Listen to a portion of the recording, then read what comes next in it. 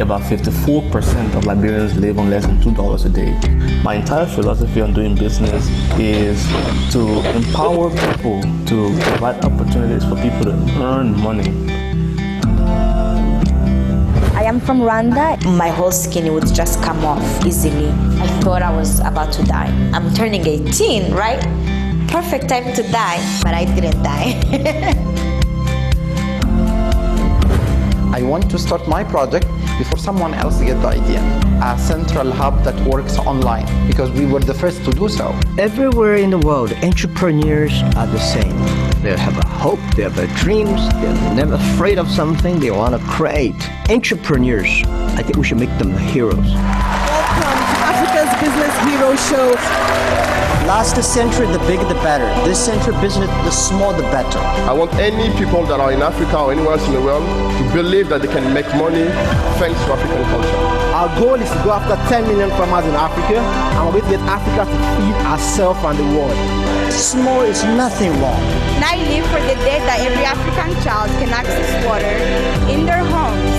Each one of you give me one advice that I will mark it by heart and I will remember it for 10 years. They can start their dream, they can start their journey and change the continent. This is the first time we have this program, and we will continue to do it. This is how I want to do. This is my own passion. Thank you for joining this webinar, and a big thank you to our co-hosts, the Jack Ma Foundation and Dalberg, for bringing us together here today. By the way, this event is being recorded, so for those of you who are looking for feedback on this session, this will be an opportunity to access it later on. My name is Mokena, and I'll be your host for today's webinar, The Winning Pitch.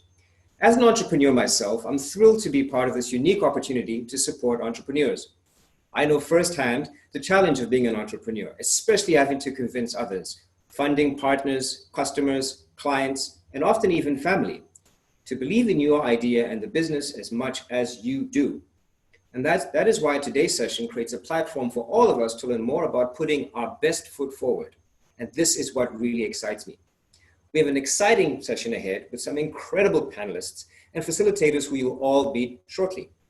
Today is designed to be an interactive session featuring some entrepreneurs and leaders within the entrepreneurship ecosystem, sharing real-world experiences on developing winning pitches.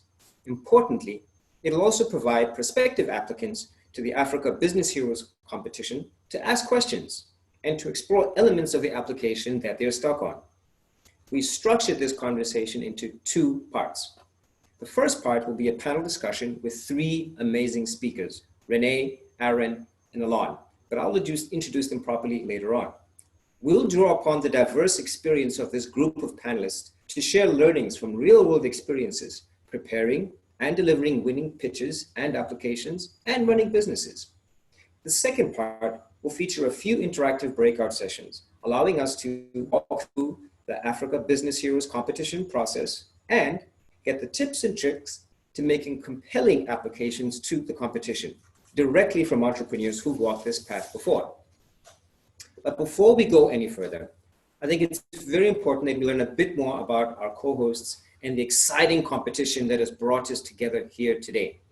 First, we'll have Zara Bhatti. She's with the Jack Ma Foundation. She'll tell us a bit more about the Africa Netpreneur Prize Initiative and the Jack Ma Foundation to tell us more. She's the Program and Partnerships Manager for ANPI. She is involved in identifying finalists, and she's involved also with post-prize support and building partnerships. Over to you, Zara. Thank you so much, Mokena, for the introduction. And hello to all of you who are on the webinar. Hopefully from the video, you have some understanding of who ANPI is. However, it will be useful, I think, to share a little bit more about who we are and why we're putting together today's webinar, and why we're so excited to have so many of you on the call dialing in from all over Africa, and especially from South Africa, given that our partner Dalberg, Johannesburg, is driving this.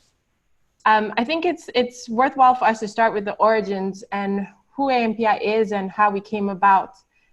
When Jack Ma visited Africa for the first time in 2017, he was really inspired by the entrepreneurial energy and potential he saw with the young people he met with. He had a series of focus groups. He spoke with young entrepreneurs and he learned their stories. And he saw a lot of similarities between his own journey when he started Alibaba in 1999 and the journeys of these entrepreneurs. He saw similarities in the challenges that African countries are facing now and those that China faced as well. And so while he was on his trip, he committed to supporting the entrepreneurial ecosystem in Africa and playing his part to train, inspire, and support African entrepreneurs to really leverage business to drive towards development and address many of the challenges that we face here on the continent. He strongly believes in the power of entrepreneurship, and that motivated him to set up ANPI. And so from that initial trip, ANPI was born, and it's the Jack Ma Foundation's flagship philanthropic program in Africa. And over the course of 10 years, the program will recognize 100 African entrepreneur heroes and commit to allocating $100 million over this 10-year period in grant funding, training programs, and support for the broad African entrepreneurial ecosystem. And we aim to give entrepreneurs a platform to develop their talent and business ideas and to inspire others to pursue entrepreneurship. And so our vision is that although we will be awarding grant funding to 100 African entrepreneur heroes, 10 every year over the course of 10 years, those 100 will inspire several more to look at the potential of entrepreneurship and will be drawn towards it. And our vision doesn't end there. We really, like I said, are looking to support the broader ecosystem. And our values speak a little bit to what it is we aim to do. And I saw a question in the Q&A that asked about sectors and who we look for. And that gives me an opportunity to highlight what it is we're about. So our values, we're inclusive, we're age and sector agnostic. And what that means is you can be in any sector. We have no preferences, no biases. We're open to all sectors. We're open to all ages, regardless of how young or old entrepreneurs are. We welcome them to apply. We aim to be grassroots oriented. And what that means is we work with a broad range of partners, such as Dalberg and many others, to help us both drive a message, but also we aim to look for grassroots entrepreneurs who are not just in urban areas, but are also in rural areas, who are working in traditional industries and who are addressing problems at the grassroots level. And importantly, we aim to be Pan-African. For example, this year we're opening up in French, and we aim for entrepreneurs to come from all over Africa. And we aim for our entrepreneurs to represent all 54 African countries by the time this initiative is over. And in terms of how we work, we run a competition, which I think many of you are here on this webinar to learn about, the Africa Business Heroes competition. It's a 3-round process. We have an online application where applicants fill out their information, answer a series of questions, submit a video introduction, and we use that to determine our top 50. Our top 50 then have the chance to have video call interviews, and we're able to determine our top 20. But the beauty of that process is they have the chance to engage with really amazing entrepreneurs, business leaders in their own right, who can give them feedback on their pitches, on their businesses, and help them think about the next stage of their own development. From that process, we determine our top 20 who have the chance to have in-depth semi-finale pitches. And we'll hear from one of our semi-finale judges later who can share a little bit about that experience. Beyond this, like I said, we aim to inspire, and how we try to inspire is we take the stories of our entrepreneurs and we try and tell it all over Africa and across the world. And we do that via the Africa Business Heroes show, which is a televised version of our pitch competition that also incorporates the life stories of our entrepreneurs and the impact that they're creating in their communities. And lastly, we offer training, mentorship, and support beyond the prize so that our entrepreneurs, in addition to the funds that they receive, which can go up to $300,000 this year, are able to develop the skills that they'll need to address the challenges in their community. And lastly, in terms of who we are looking for, and hopefully this speaks to many of you on the call, our hashtag is looking for heroes. We're looking for entrepreneurs who are creating change in the communities that they're in and that are working towards building a more inclusive and sustainable future. Of course, we have some criteria, and they're as follows. One is that all our applicants should be founders or co-founders of the business that they're applying for, and they should be of African origin. So either they have citizenship or their parent or grandparent has citizenship, African citizenship. The businesses must be headquartered, registered, and operated in Africa. And lastly, they should be post-idea stage, so at least 3 years or older. But again, open to all sectors and to all ages. And our timeline. Applications are already open. I know many of you have already started, which is great. And they'll close at the end of, on the 9th of June. And so highly encourage all to start applying and to drive towards it, because it is quite an extensive application. But as Mokena mentioned earlier, there'll be a part 2 of this webinar where you'll get support to submit a very strong application. And so just want to invite you all to apply. We look forward to receiving your applications, and we wish you the best of luck. Thank you, Mokena. Thank you. I believe we hand over to Kaziva. Yes.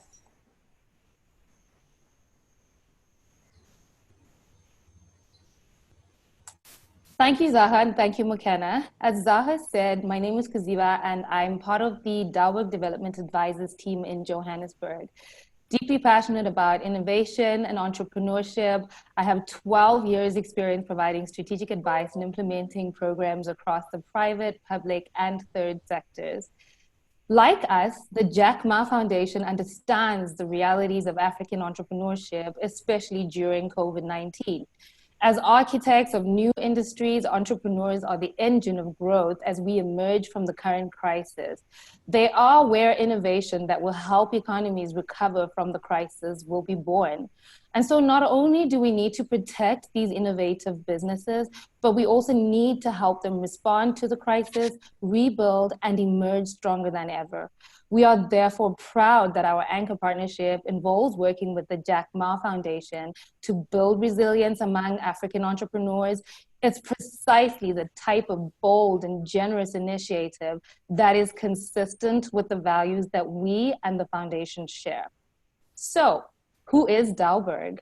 We are a global group of businesses working to build a more inclusive and sustainable world where all people everywhere can reach their fullest potential. We work with businesses, governments, philanthropies, multi and bilateral institutions to develop an impact and execute impactful initiatives that support a vision of a more inclusive and sustainable world. We work with businesses, governments, philanthropies across the continent as well. We're also very proud of our global reach and presence, including in Africa. We have 23 presences across the world, 10 of which are in Africa. We've been here working in South Africa for over 10 years. In fact, the first of our 13 African offices was here in South Africa. Here in South Africa and across the continent, we've had the opportunity to work extensively on youth employment and SME-led economic growth. This reach and passion for impact has meant that through our work, we have interacted with and supported entrepreneurs across the continent. It's made us appreciate the role of entrepreneurial creativity and passion in shaping new systems and structures, changing how economies operate. Hence, I'm so excited about the conversation ahead. We have some incredible panelists and facilitators that you'll meet shortly. I hope you enjoy the panel discussion. And with that, I'll hand over to Mokena. Thank you.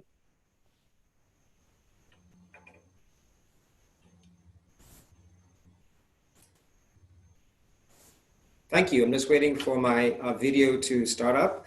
It was really good to get that depth of context from the previous speakers. And now we're going to get into our panel discussion as we just get the video to start. So, friends and colleagues, I now have the pleasure to introduce three amazing panelists. Let me first start with Renee Parker. I'm privileged to say that I know her. She's the Managing Director of RLabs and played a leading role in transforming RLabs into an award-winning global social enterprise from its humble beginnings as a community project in Makeka. It's now become a global movement that's inspired replication of the model in over 23 countries and has impacted more than 13.5 million people since its inception. She's an amazing international speaker, a thought leader with a focus on innovation. She's also a 2019 Africa Netpreneur Prize judge. And we're very privileged to have her experience from last year into this particular moment. But beyond that, she's also represents RLabs as a member of the AFRILabs, which is a network organization of 174 innovation centers across 45 African countries. And she's also a winner of the Inspiring 50 South Africa 2019 award. And she says, when we change our minds, we can change our realities. Thank you very much, Renee, and welcome to the platform and to the audience out there. Our next speaker, Aaron Fu. His energy comes from building, scaling, and investing in technology products in corporate and startup environments. He sits on the board of a number of startups ranging from agri-tech to transport and has worked with hundreds of people through partners such as Visa, MTN, Airbus, Societe Generale, and the World Bank. Most recently, he is the founding partner of the Young Entrepreneurs Fund at the Africa Leadership Academy in Johannesburg, where they match debt funding targeting the youngest of entrepreneurs across tech and traditional enterprises of Africa. A warm welcome to you, Aaron, and in particular, the people need to know that you're in Singapore at the moment, so there's a big time difference. So we thank you for accommodating us at this time. And last but not least, a good friend of mine and a very, very talented business person and a fantastic human being, Chief Excitement Officer, Allon Raiz. He is regarded both locally and globally as a pioneer and maverick in the business incubation industry. He's the founder and CEO of Raizcor, which currently supports over 500 businesses. He's also a writer. He's written the best-selling book, Lose the Business Plan, and What Do You Do When You Want to Give Up? He's hosted national radio shows on entrepreneurship and is a multiple award winner within his sector. He's an accomplished international speaker. He most recently has become a member of the World Economic Forum's Global Future Council. And in 2014, he was the country winner, regional winner, and continental winner of the Titan Award for Building Nations. And in 2015, Allon received an invitation from the White House on behalf of President Barack Obama to speak at the Global Entrepreneurship Summit held in Kenya. Had we been in person, I would have said a round of applause for our wonderful speakers. We are in cyberspace, so we will do a little bit of a subtle clap on that line over there. But before we get into the discussion, I wanted to maybe paint just a few comments, if you will, around the context in which we find ourselves in. COVID-19 is having a huge impact, not only on South Africa, but indeed the whole world. It's having a huge impact in terms of economic outgrowth, an understanding of what is the future, what does it mean for entrepreneurs, and it neatly and perhaps unfortunately also coincides with the Africa Free Trade Agreement, which will be really kicked off in full strength during this year. So the question for entrepreneurs is, what does one do when you have these amazing ideas? How does one convert crisis into opportunity? And how does one look at this increasingly complex global context and begin to make business solutions at a local scale, but have the implication to perhaps have global significance? The words such as logistics come to mind, e-commerce, health, entrepreneurship. And at the same time, we need to recognize that the balkanization of Africa is a problem. We are a continent of 54 different countries, different languages, different polities, and let's call it legal systems that inform how entrepreneurs behave. But at the same time, what holds us together is this question of entrepreneurs. And I would like to open up the floor to my colleagues from their perspective to really unpack what does it mean to be an entrepreneur in the context of this prize and from a global as well as an African perspective. Bearing in mind that isolationism, technology changes, nationalism, and a whole range of other isms are beginning to influence how we think of business, how we think of trade, how we think of commerce, and how we think about opportunity. Renee, if I may pass the baton to you. When we spoke the other day, you were quite passionate about authenticity and the importance of being able to engage and knowing that one's business ideas have a real community or a purpose or let's call it grounding in meaning. To what extent has that been important in your own journey? And what would you say to entrepreneurs out there who define community? Thank you, Mokena. Good afternoon, everybody. You know, in being an entrepreneur is an extremely personal journey. You know, we can read all the books and we can watch all these seminars and people tell us how we're supposed to be as entrepreneurs. But for every entrepreneur deep down, you know, you have to put your head down at night and you have to go and sleep. And this idea that's been birthed, that you live, dream, breathe, that's what drives you, you know. And so no matter what anyone says, no matter what the circumstances are, and even now with the COVID-19, we're finding that many entrepreneurs, and even for myself, I've really had to look at, okay, so whatever I was doing before, does it still add value? Am I still passionate about it? Do I still want to do it? And how do I need to change? And what needs to change? And I think for every entrepreneur, when we're faced with these crises, I think at this moment in time, the COVID-19 is across the world. You know, normally it's just a certain sector that's affected or a certain community or a country, but now everyone is faced with the same thing.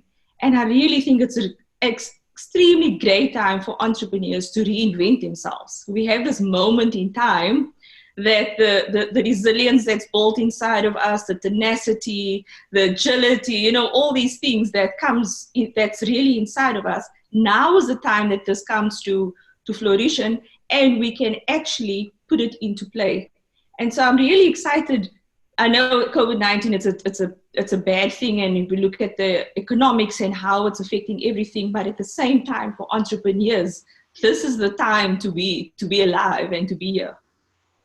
Fantastic, fantastic. Aaron, you know, when we spoke earlier on today, we had about investor readiness and in particular, you know, the sort of core principles that informs how you look at entrepreneurs. What would you say to a young entrepreneur who's coming into the world as it is right now, as complex, as challenging, and as confusing? What would be the top 3 things that you would give to an entrepreneur? What would you say to yourself were you 20 years ago today, so to speak? I think the best time is always now. I know that, you know, there's a lot of uncertainty and some could argue that there's more uncertainty than ever, but you're an entrepreneur and you're great at dealing with uncertainty, you know? That's kind of why you got into the business. And so you're made for this. I think in many ways, you know, a lot of traditional enterprises will become uprooted. They will not be able to change in the waves of all that's happening, but you're agile, you're just getting started, you can adapt. And this is where you will thrive, as Renee just mentioned, right?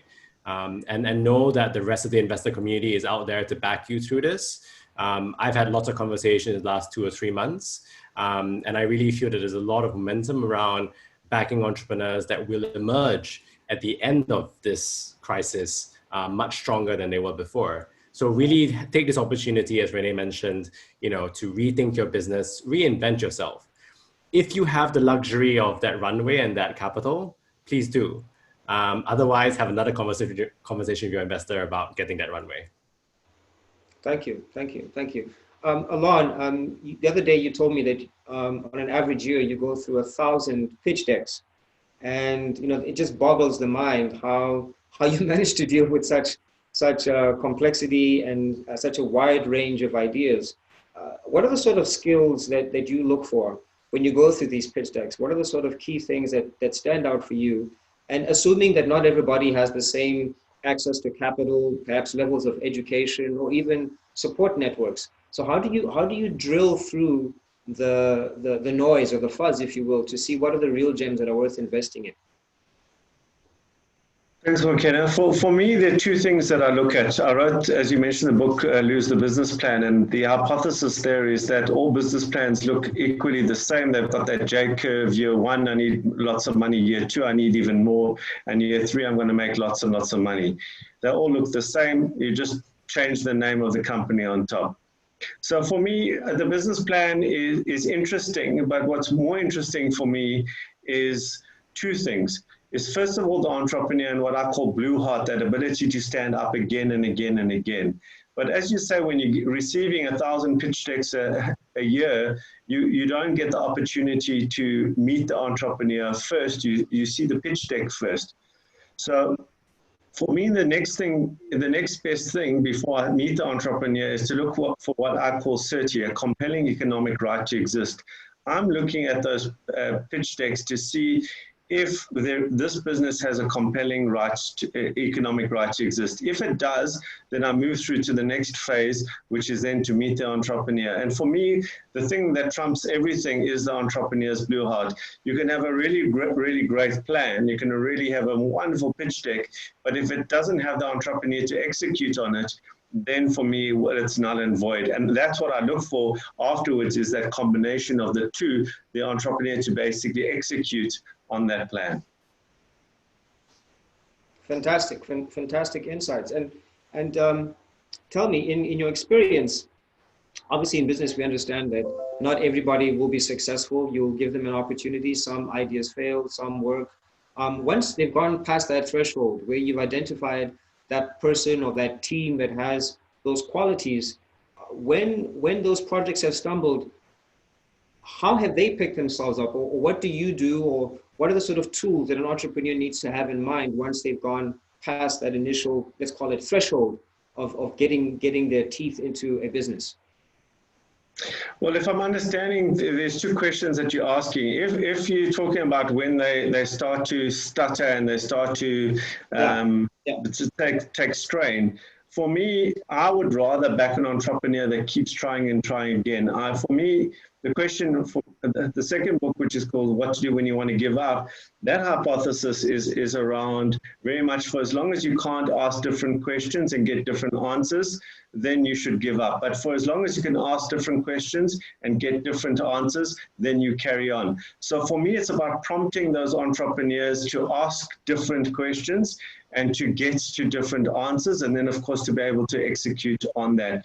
But for me, what's very important is that once you've backed an entrepreneur, you back an entrepreneur. For as long as they're working hard and trying, you keep backing them. And one of our biggest businesses, I mean, I've been doing this for a long time, one of our biggest businesses was so flat for so long, and now is in our group is the biggest business in our group. And that's because I had the patience to wait for that to happen. So, you know, as an investor, you're always in that stressful period. Do I carry on? Don't I? And to the investors out there, I think if you've got the right entrepreneur, keep backing. Fantastic. Fantastic, fantastic. I think if I could just add a quick point there, I love to be a little bit contrarian. So, you know, I feel that I completely agree that you should back an entrepreneur. And if you really love him from day one, like absolutely, but you don't necessarily need to back him in the same business, right? So in the same configuration, in the same industry, like entrepreneurs might jump from one industry to the next, assemble new teams. And I think I've had really great continuing relationships with entrepreneurs through 3 of their businesses. And I continually back all 3 of theirs, right? And I let the first one fail, the second one fail. And I think that's important, right? You learn a lot of lessons from going all the way down. So I also want to put it out there that, like, you know, I think Mokena and I were speaking a little bit earlier about knowing when to fail as well. So especially when you have a crisis like this hitting, when you feel that your model is not working, it's okay to say, you know, actually it's not working. And if your investor has invested in you because of you, you know that he's got your back for the next one. Yeah, yeah. I don't think that's contrarian at all, Aaron. I think it goes very much in line with the spirit of the award. I mean, it's a 10-year process, and it's really about investing in people. And I think it's a very, very good point. I mean, Renee, do you want to weigh in on that, on, you know, the entrepreneur as a person versus the entrepreneur's business plan, in your experience, in your incubation experience? Yes. Well, it's definitely about the person, and I agree with Aaron that it is about the person, you know. So whether it's you investing financially or whether you mentoring the person, it's really about the individual. And with the business idea, you just need to get the right team around you. But the person that's got the dream and the drive, and, you know, that's the person that you're really backing. And so, yeah, you can change up your team. You can get a specialist to writing the perfect business plan that you need to submit, and, you know, get accountants in, whatever else you need. But the entrepreneur, that's the thing that doesn't change. And I think that's one of the unique things about, especially about this competition, is looking for that person. It's not looking for a great business idea that's going to save the world. It's looking for actual heroes, which means it's actual individuals. Much appreciated, and thank you for that segue point, Renee, because you've had the experience of being a judge last year. Without identifying either winners or losers, what was the flavor of last year, and what are the sort of things that you'd want a 2020 applicant to take on board, given your experience as a judge in this very specific prize? So last year was, as we all know, was the first time it was done. One of the big reasons that made me interested in it was that they were really looking for heroes. And I think for Jack in particular, he kept on and on, like, it needs to be about the person. And as they mentioned early on, it didn't matter what kind of business, it wasn't about age, it was really about the individual. And even going through the judging process, I think the most exciting part for me was meeting these entrepreneurs in person, having them come into the room, and of course everybody's nervous when you have to pitch, but meeting them and those, like you could see the ones that really accepted, I'm an entrepreneur and this is my business and this is what I love. You could see it immediately. There was there wasn't an act.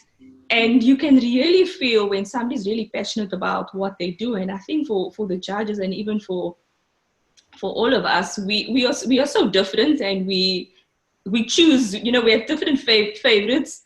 But the unique thing was that when the person walked in and we had to listen to them, that was really a moment where we could say, here's something here. And let's see, let's take a chance and let's see what happens in the next round. And I think last year's, it was the first time that it happened, but I think it was really authentic. There was no game plan really before the time. So yeah, the winners or the individuals that went through to the finals were really great. Yeah. Well, I'd like to pivot that question to my other two colleagues who weren't involved last year. What would a hero look like for you, Aaron, and for you, Allon? And I really want us to unpack this, both for myself and the audience, so that we actually land this term, that it doesn't become something romantic. Perhaps, maybe it is, or is it really about working beyond one's boundaries? Like, what would a hero be in your world, Aaron, and perhaps in your world, Allon? A business hero, not a general hero. So I think I've been involved in entrepreneurship in Africa for a long time, and like I feel entrepreneurs in Africa have a specific, unique responsibility to become heroes. I think everyone who has decided to pursue that path are absolute heroes just from day one. I think the unique responsibility is becoming a role model for those around you, to exemplify the sort of resilience, creativity, and that sort of like, you're always chasing for a new angle, right? And I think I've always really admired that. And I think being a hero is someone that someone can go back home and talk to their parents about, right? Who has ever heard about, you going home, talking to your mom and dad about, I want to start a business, and them going, you should be a lawyer, you should go into banking. Yes, we know that. Right? And you need the right heroes for that child to point to and say, no, I want to be like Mokena. I want to be like Renee. I want to be like Allon, because they are people that have taken the risk. They're doing what I want to do, and they've gotten where they've gotten, and we need a lot more of those in a wide variety of industries that have taken all these paths. So to me, being a hero as an entrepreneur in Africa is someone an 8-year-old kid can go back to and talk to their mom and dad about, and talk to them about why they want to be an entrepreneur. If I can chime in there and just go from my perspective, I think this is very often in these environments, we've got very charismatic people come up on stage and tell a story. My experience has been that over the years that I'm a little bit more skeptical, or perhaps even cynical around that piece only. So it has to have that passion. But what I've learned over the years is there has to be a substance underneath. So when I test that individual for the numbers, do they understand their numbers? Do they understand the business? How does $100 become $150 in their business? I look for, second of all, over the passion, I look for the substance underneath. And the third thing that I look for is humility as well, because for me, the worst type of entrepreneur, the worst type of hero that we want is somebody who has perhaps a little bit of success in the beginning, goes out and buys fancy cars, fancy watches, fancy clothes, busts it all, and then fails as a result of their hubris. So for me, I'm looking for humility as well in the individual. I think these are really brilliant points, and so timely. You know, I played Jack Ma's video last year about what inspired him behind putting together the ANPI prize. And as Zara said, yes, he was partly inspired by Africa's tenacity, and he saw himself in a lot of the entrepreneurs. But he also said something quite interesting. He spoke about the challenges of Africa being unable to be met with through politics and through government. And he saw through entrepreneurship the real potential to work in a cross-border fashion, to almost be political, but not necessarily with a large P, but almost like activists in terms of changing lives. And everything that all three of you have said kind of resonates with this idea of moving beyond one's boundaries and doing something that has a sort of larger impact and some degree of service, which is maybe another way of looking at the corollary of being humble, that one is doing this with a bigger purpose in mind. If I could maybe just pivot the discussion slightly to you, Aaron. We had a chat this morning about the life of different businesses. When you enter into them, when you exit them, and we had a bit of a chuckle about them, and we've spoken in this forum now about the ability to reinvent oneself. How important is that in today's time as an entrepreneur? That this notion of the serial entrepreneur, the multiple success, versus an entrepreneur who might be quite focused and really, barrel down and perfect their particular, let's call it product or business proposition. How would you weigh the two in your experience? I think obviously in my perfect world, I'd back a co-founding team with one of each. That would be like ideal. I think obviously like incredibly deep subject matter expertise is incredibly important, especially if you want to be a generational winner and really sort of like redefine your industry. You need very deep focused expertise. But I think especially in times like these, the willingness to adapt, the willingness to listen, the willingness to let go, and the willingness to replan are incredibly, incredibly important. Especially if you're still at an early stage of your company, when you have the benefit of being able to do that. I think a lot of early stage entrepreneurs see being young as being a problem or being a hindrance. But if anything, you don't have 1,000 customers to serve. You don't have 100,000 customers to serve. You can change your product in 2 weeks, right? And so the ability to be agile and to adapt and change and look forward, I think that's incredibly, incredibly important. And that's not something you can pick up, in a book, I feel. I think that really is a little bit innate, a little bit from the people around you, a little bit through experience. But yeah, I mean, those people are ever more essential right now. Fantastic, fantastic. And I just wanted to remind the audience that at the bottom of your screens, you are able to put in questions underneath chat.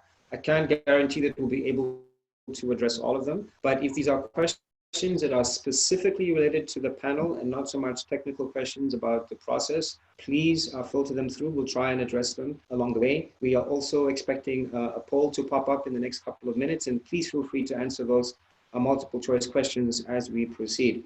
Renee, I'm going to maybe just pivot in a slightly different way. What would tick you off? Like, what would you really not want to see in an entrepreneur or in a pitch or in a project? Like, what would be your top do not do's for you in your space? A bit of an unfair question, but it can be. It's definitely unfair. Definitely someone that thinks they're in this alone. You get those people that talk I. That for me is always like, ouch, did you not have anyone else with you while on this journey? Even if you just dropping their name somewhere or at some point. yeah, I think that for me is always just, I really cringe, you know, a little bit when somebody just talks about themselves all the time and they the only person that they needed to make it happen. And it's really hard because we talk about entrepreneurs and we talk about a hero. And so I think it really depends on the person and the personality. But yeah, I mean, for me personally, that type of personality type, yes, I think we really need to always think of the other people around us because we're always going to need them. So yeah. I think that's super useful. I mean, but my other colleagues are more than welcome to answer the same question. If I can add to that, like, please. You know, the one thing that I really hate seeing is not putting in the effort, right? Like, the reason I'm backing you as an entrepreneur is because you know way more about the subject than I do. You have some unique insight that I don't have, and you should really represent that to me. If I see everything in this presentation as being something you've Googled or something that, you know, is just not like well put together, I mean, if you're not making the effort into the presentation, how much effort can I believe that you're going to put into a presentation to a partner, to another investor, right? I think that worries me a lot. So put in the effort, I think, and that really comes through all the time. Great. Allon, do you want to weigh in on there, or can I? No, you can carry on. I think they've covered a lot of the bad stuff. I'd rather talk about the good stuff. Fantastic. Well, we're hoping to launch the poll any second now, so that should come up on your screens. It's really amazing. I wish we could talk for so much more, but we've really got only 2 or 3 more minutes to close this session up. You know, from my side, I feel privileged to have had access to yourselves because, you know, as you were speaking, I was able to transport myself as an entrepreneur to the moments when I've spoken to Allon, and fantastic advice you've given me over the years, my friend, Renee, interacting with yourself, and Aaron, you know, just in the last couple of hours. I think this notion of mentorship is something that I think we often underestimate, which goes to your point, Renee, the importance that entrepreneurs work in ecosystems. They have to be humble enough to reach out to other people, to generate ideas, to test themselves. And I would encourage any of the applicants who are currently online or going to talk to others to really try and leverage your networks as best as possible, to learn, build a culture of diverse opinions. I loved, Aaron, you know, when you made the point about you love to have both on your co-founding team. I mean, that speaks to the heart of making sure that you don't create echo chambers in your business model and in your teams, that you actually have some contestation. And I think it's a critical part of development. With that, I think the questions are popping up on your screen. Are there any other key takeaways that you would like this audience to take on board as they go onto the journey? And in no particular order, please. Maybe I can come in here with this. So to me, I think one of the worst things that has happened is the whole Shark's Tank and Dragon's Den environment where people think deals are done in that way.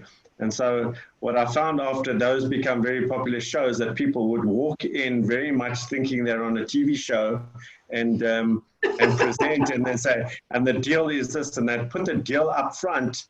And they wouldn't, you know, to me, that follow the methodology of the TV show. So to anyone who's watching out there, please don't do that. That's not how it's done.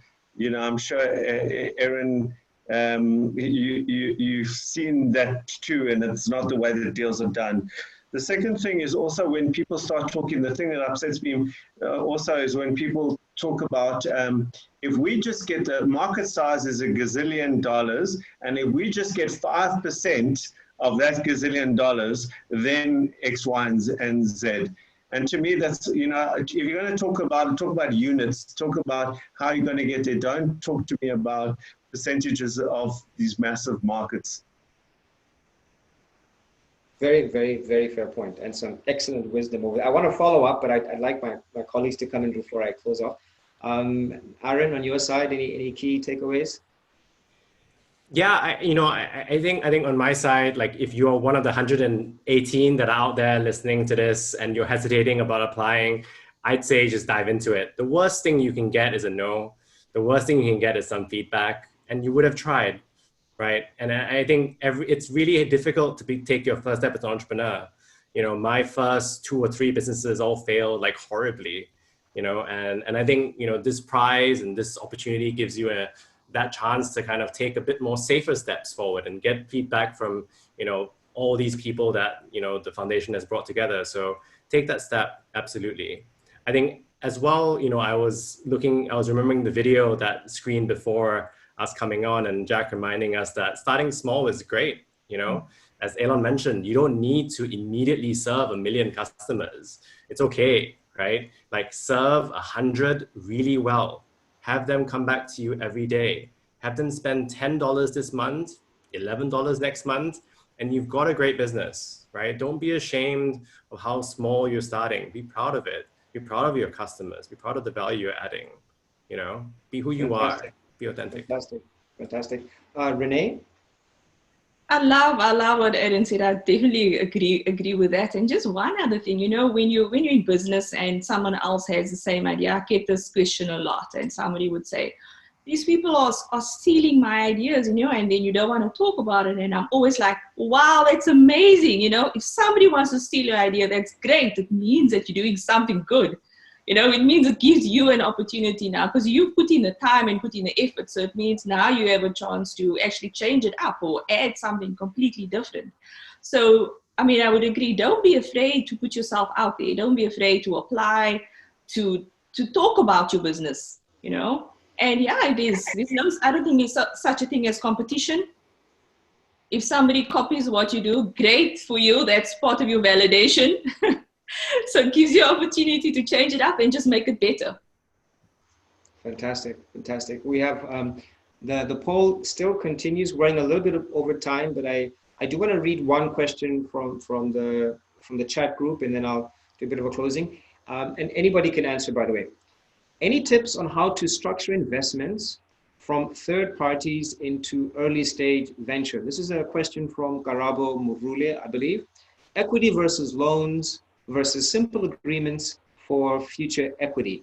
Now, I understand that this would be a case by case and very, project specific answer, but are there some rules of thumb in terms of equity, loans, simple agreements, and future equity that you would apply in terms of your own businesses and your own experiences as early stage venture, early stage ventures? And in no particular order, anybody's more than welcome to take the... Right, I'll give it a shot. Yeah, for me, I think, as you said, it's on a case-by-case basis. And generally, people say don't give away equity too early and rather go for loan. But to me, that also depends on who that equity partner might be. Because if that equity partner brings in perhaps markets wisdom, support, and a whole bunch of other things, then it would be a good deal because you know the cliche, you'd rather have a smaller piece of a bigger pie. But you know, to discern whether that person is going to be that person or not is difficult. And very often, a lot of people promise certain things and don't deliver. So perhaps when you structure those kind of deals, put some hurdles or put some terms in there that make you comfortable to do an equity deal with an investor as well. Fantastic. I guess the only thing I'd add there is that, you know, safes are, you know, made popular in Silicon Valley, and I think they're made for a very specific kind of business. They're made for a very specific kind of business that will go on to raise very significant rounds later on. And like, I would just think twice about, you know, if you're running a more traditional business, if that's a fit for you. I also think that, you know, think about different equity classes. So not all equity is the same. Some will give the investor more control over your business than others. So think a little bit about that. And also, you know, sometimes you need to make big capital purchases. You might run a business that needs a lot of equipment early on, and debt is perfect for that because you know that you can repay that in 12 months less. The cash flows are clear, right? So think a little bit more deeply around what the cash is for and match that with the right instrument. There's no blanket answer, as Mokena mentioned. Renee, would you like to add on that, or should I? No, definitely not. I think the experts spoke. It was really good. Thanks. Well, on my side, I have the dubious duty of trying to summarize such an amazing discussion. So do forgive me if I miss out on key points. This is both a message to my participants as well as to the audience. But a couple of things did strike me. So the one is having passion, the importance of adding value. I love this phrase of blue heart and compelling economic reasons of why your business has a right to exist. I think is a very beautiful phrase. Funny enough, as an architect, I've often said a good design is a design that deserves to exist. If it doesn't deserve to exist, it shall not happen. The importance of role models and in terms of understanding one's role as a hero, a business hero, as opposed to ordinary business. Humility came up very strongly with all three of the speakers. This notion of mentoring, or that you work in an ecosystem, that you're not alone and that you should share the fruits of success. Very, very big takeaway. And the importance of failing. And I wish we could somehow find a better word for it. In innovation, you talk about failing faster or failing better or failing. And I wonder whether failure is such a good term. To me, it's about learning, but I think the importance of starting small, starting with some degree of humility and being able to bounce back is something that the three of you have all spoken about. So I think that quality of being able to get back up is something that's very important for entrepreneurs, and that needs to be built into their, not only their character, but one could even argue in the business model itself. So what happens if product Y doesn't work? What happens if consumer sentiment changes? What's the pivot? How do you reinvent yourself? And Aaron, I love the fact that you said that you have repeat entrepreneurs who you've engaged with, and that your connection is more with them, and that the opportunity might be a different one. I think that's an amazing lesson for all of us across Africa who might be averse to failure. And last but not least, I loved your point, Renee, about good ideas. I remember talking to a friend of mine about one of my business ideas, and she kept saying to me, "Why are you sharing these ideas? They're going to steal them. They're going to steal them." And I had a very crude response. I said, "Well, if my idea can be so easily stolen, then A, I haven't done enough to make it very specific, and I haven't added enough value that it's truly mine. So I deserve for it to be stolen." It's a bit of a strange statement, but that kind of worked for me. And B, the only way I can get better is if I share my idea and put it out there and let it be knocked down. And that's how we learn. So I think this notion of an ecosystem of ideas is something, I of course respect IP, et cetera, but I think the idea that good ideas must be nurtured, given energy, and then put out there at a small scale or whatever it might be, I think is a critical lesson for everybody, and I take that to heart. I really want to thank all of you for your time, your input and your patience. Normally we'd be in a room together, we'd be sipping water, we'd be a far much more human experience. We have these devices that allow mediating our relationships. But be that as it may, I really, really enjoyed your contribution. And on behalf of Dalberg and behalf of the Jack Ma Foundation, thank you so much for your time. Thank you. Thank you. Thank you. Thanks, Mokena. In line with that, we are going to play a video from Mahmoud. He's familiar to the organization. He's been involved with this process. But let's enjoy the video, and thank you, everybody. The next breakaway session will commence in about 5 minutes, and it will be part 2 with regards to the mechanics of submitting for this initiative. And I thank you.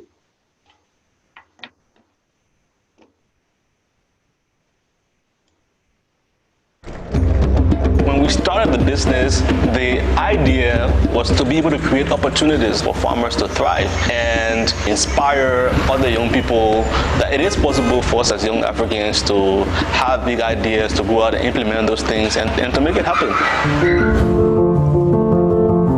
My name is Mahmoud Johnson. I am the founder and CEO of J-Palm Liberia.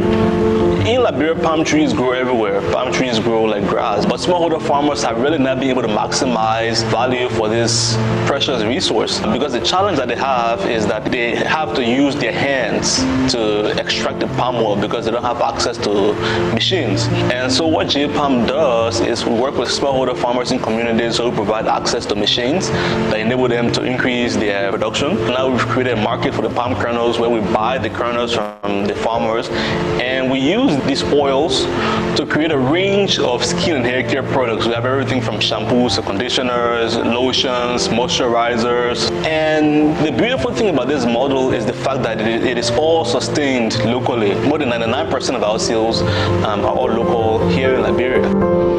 Technology has been absolutely instrumental to our work as a company. Technology for us was actual hardware, actual simple mobile mills, so that smallholder farmers can double their yields while reducing that processing time by about 90%. Almost all aspects of our business we use technology, from marketing and sales, from sourcing. As it is now, more than 80% of our sales come through social media, and that's growing very rapidly.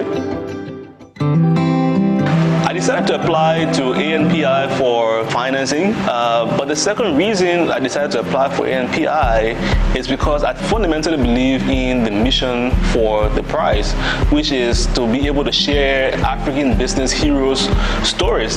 The ANPI has impacted our business in several very important ways in terms of just expanding our supply chain. Now we have more than 500 jobs, close to 1,000 farmers across different communities, and these farmers are able to grow their incomes by more than 250%. We've been able to expand to 10 new communities in addition to the communities we're already working in. So this makes me happy because what really drives me is seeing the impact that we've been able to create, and being able to go out and meet the farmers and see how these machines are making a difference for them.